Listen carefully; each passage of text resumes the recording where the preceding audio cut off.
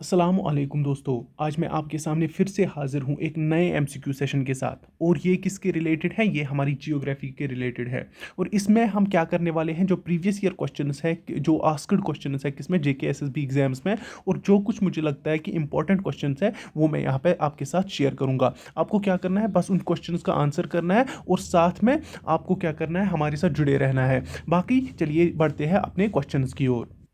चलिए, ये रहा आपका क्वेश्चन नंबर 1। आपको इसमें से स्टेटमेंट दो दे के हैं और आपको देखना है कि इसमें से ठीक कौन सा है। चलिए, यहाँ पे हम देखते हैं। यहाँ पे बोल रहा है कि बारालाचा पास जो है वो high mountainous pass in western Ghats में है, मतलब वो वेस्टर्न घाट्स में है। वाह, ये कितना, मतलब इसने इसकी नाक ही काट दी। खत्म खेल, ये यहीं पे ख़त्म होता है। इसके बाद क्या होता है कि बारालाचा पास कनेक्टेड लोहल डिस्ट्रिक्ट ऑफ, जो हमारे पास ये है ना, हिमाचल प्रदेश, उसका लोहल डिस्ट्रिक्ट और लेह डिस्ट्रिक्ट ऑफ लद्दाख, क्या ये इन दोनों को करता है? बिल्कुल, ये हिमाचल प्रदेश और जो हमारे पास ये लद्दाख है, इनको आपस में क्या करता है, कनेक्ट करवाता है। दैट मीन्स इसका स्टेटमेंट 2 करेक्ट है। ये रहा इसका करेक्ट पहला आंसर। चलिए मूव ऑन करते हैं नेक्स्ट क्वेश्चन में।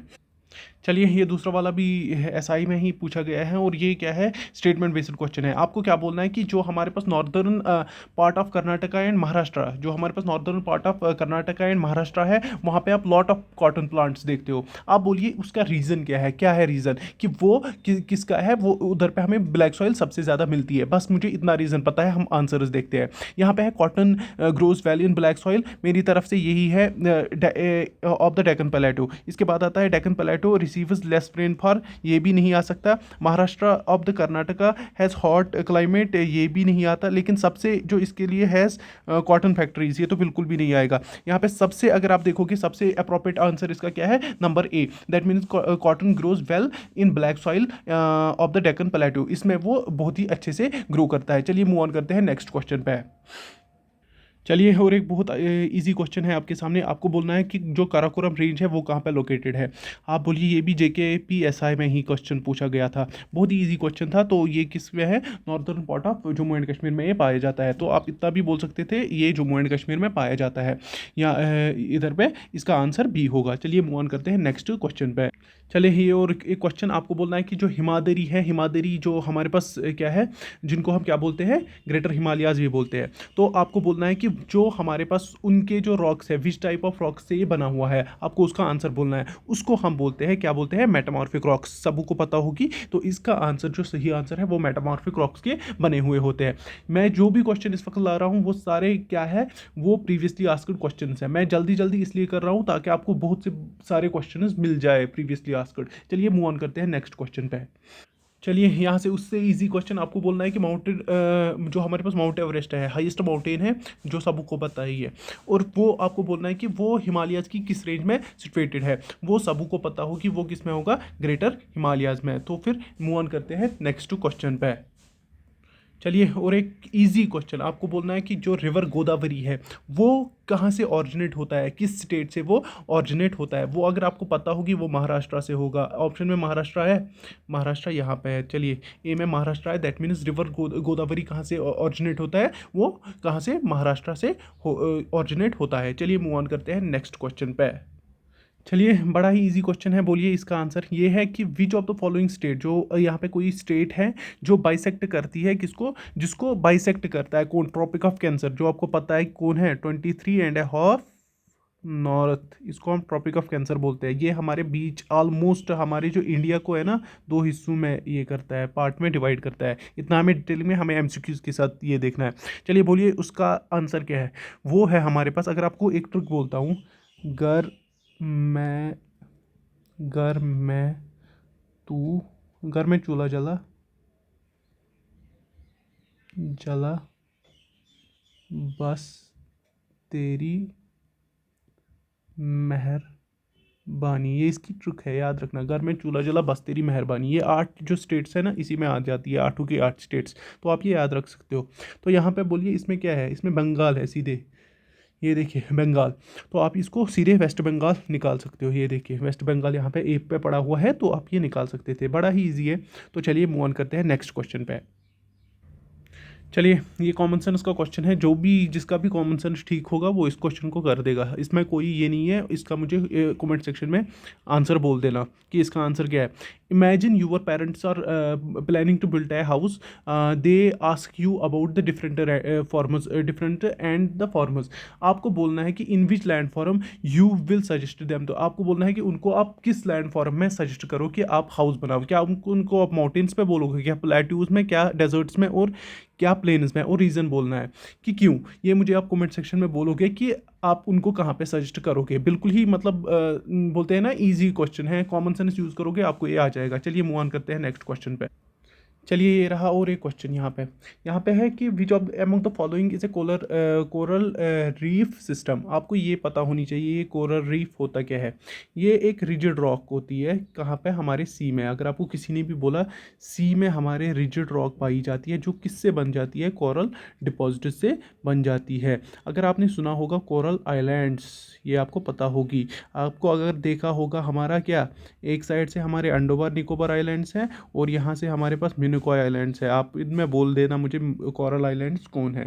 तो अब यहाँ पे मुझे बोलिए कि यहाँ पे आपको बोलना है कि which among the following is a coral relief system in India. बोलिए कौन है वो। सीधी सी बात है, यहाँ पे आइलैंड दिख रहा होगा आपको, ये देखिए, ये है नित्रिनी आइलैंड है। क्या है, नेत्रिनी आइलैंड, नित्रानी आइलैंड बोलिए, नित्रिनी आइलैंड बोलिए, याद रखिए इतना ही है। चलिए मूव ऑन करते हैं नेक्स्ट क्वेश्चन पे। चलिए, बहुत ही इजी क्वेश्चन है, बच्चे बच्चे को पता होगी। यहाँ पे क्या है कि जो हमारे पास भागीरथी है और अलकनंदा है, जब ये आपस में ज्वाइन करते हैं ना, मुझे बोलना पहले भागीरथी और अलकनंदा कहाँ पे, ये एक उसको हम क्या पॉइंट बोलते हैं जहाँ पे ये ज्वाइन होता है, वो मुझे बोलिए पहले। ये इस पॉइंट को हम बोलते हैं देवप्रयाग। क्या बोलते हैं, देवप्रयाग। याद रखना है, बस थोड़ी थोड़ी इंफॉर्मेशन देता हूँ। जब यहाँ से भागीरथी आती है, कहाँ से आती है, बद्रीनाथ से वैसे आती है, और यहाँ से आती है अलकनंदा, ये याद रखना। कहाँ पे मिल जाती है, देवप्रयाग। और ये किसको जन्म देते हैं, गंगा को, याद रखना इतना। ये हमारे पास भागीरथी कहाँ से आती है, गंगोत्री। और अलकनंदा कहाँ से आता है, बद्रीनाथ से, इतना याद रखना। तो फिर जब जहाँ जिस पॉइंट पे ये मिलते हैं उसको हम देवप्रयाग बोलते हैं और जन्म देते हैं गंगा को। बस इतना ही था इसमें याद रखने के लायक। चलिए मूव ऑन करते हैं नेक्स्ट क्वेश्चन पे।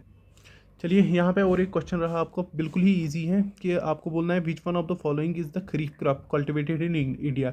इंडिया में कौन सा खरीफ क्रॉप है जो यहाँ पे कल्टिवेट किया जाता है। उसका सीधी सी बात है, खरीफ क्रॉप कौन सा है। खरीफ क्रॉप वो होता है जो जून में कल्टिवेट किया जाता है और किस में, अक्टूबर में कल्टिवेट किया जाता है। इसके अराउंड, इन 2 मंथ्स के अराउंड ये कल्टिवेट और हार्वेस्ट किया जाता है ना। मुझे बोलिए यहाँ पे क्या है, राइस। इसके लिए एक ट्रिक बोलूँगा, सिंपल सी ट्रिक है।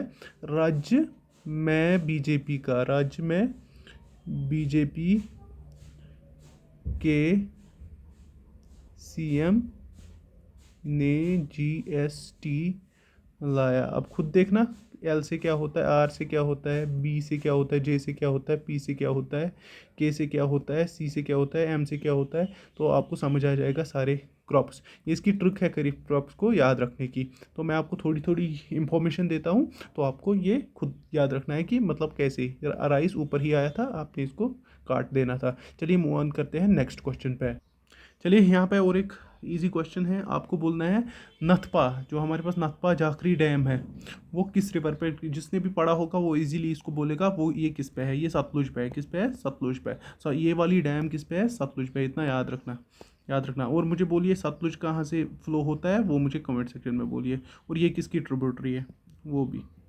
चलिए, बहुत ही चीज़ें आपको क्लियर हो जाएगी जब आप ये 2 चीज़ें देख लोगे। चलिए मूव ऑन करते हैं नेक्स्ट क्वेश्चन पे। चलिए, यहाँ पे और एक क्वेश्चन है, आपको बोलना है कि जो हमारे पास रिगूर सॉइल बोलिए, रगूर सॉइल बोलिए, इसका अनदर नेम क्या होता है। अभी हमने इसके बारे में बात की थी, तो उसका क्या है कि उसका नाम होता है ब्लैक सॉइल को हम अनदर नेम किससे जानते हैं, रगूर सॉइल से। याद रखना, ब्लैक कॉटन सॉइल को। बहुत ही इंपॉर्टेंट क्वेश्चन है, ये जूनियर असिस्टेंट में आया है 2022 में। चलिए मूव ऑन करते हैं नेक्स्ट क्वेश्चन पे। चलिए देखिए, ये वाला क्वेश्चन बहुत ही इजी है। यहाँ पे है दाची गांव, जो हमारे पास literally states for how many states, ये कितने स्टेट्स, ये सॉरी कितने विलेजेस पे मुश्तमिल बना हुआ है। इसमें दाची गांव जो ये 10 है ना, सॉरी मैंने बोल दिया आंसर, इसका होता है 10 विलेजेस। क्या होती है, 10 विलेजेस। दाची गांव, दाची गांव, इतना याद रखना। द होता है कश्मीरी में क्या, 10। आपको ऐसे समझ आएगा, इसको हम बोलते हैं दाची गांव। चलिए मूव ऑन करते हैं नेक्स्ट क्वेश्चन। अब यहाँ पे और एक यहाँ पे बहुत ही इजी क्वेश्चन है, आपको बोलना है कि वो पॉइंट जहाँ पे किशनगंगा किसको ज्वाइन करता है, झेलम को जुड़ जाता है, मतलब इसके साथ मर्ज करता है, आपको वो पॉइंट बोलना है।